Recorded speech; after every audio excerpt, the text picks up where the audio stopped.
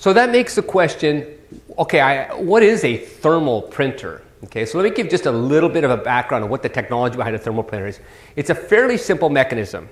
You've got your paper, that's going to be the label that you're going to print on, and then you have a ribbon. And this ribbon is like a big, long, clear mylar, like a thin plastic ribbon with wax or resin or various types of coating on one side of it. Okay? And then you have a print head that goes in. Now, I've shown these things kind of exploded, but in the real printer, these three things are all pressing together. Okay, and very simply, you have a print head, and I've shown you sort of like this is the part here that would be underneath here touching this ribbon.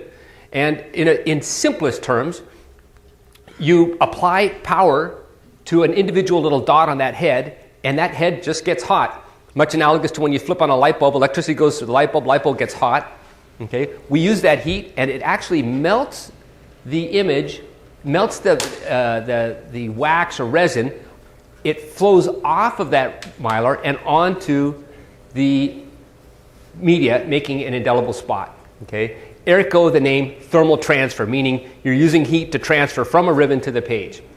Makes a very durable image because what you're actually putting on the page might be a piece of plastic or a piece of very durable wax, different things. So it makes a very, very high durability image, and that's why thermal transfer became so popular.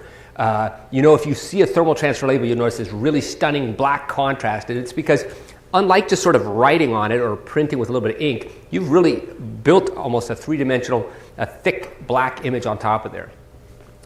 But that's not the only way to make an image using a thermal printer, and there's an alternate method. That's called direct thermal, and our printers do both. Okay, so what's the difference between a direct thermal and a thermal transfer? Direct thermal printer is basically the same thing, except there's no ribbon.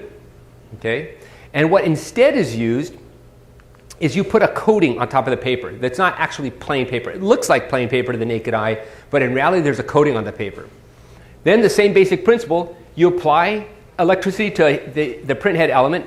It creates heat, but this media is thermally sensitive. So when it feels the heat, it actually makes an image due to the reaction with the heat. And there, guy, you have an image, which we call that a direct thermal image. Okay. Well, then, which one's better? Okay. There's not really such a thing as which one is better. Okay. They're both popular, and they both have their places. And if you look at, I kind of made green and red meaning not as good as green, and green meaning better than red. What are the differences? Well, the head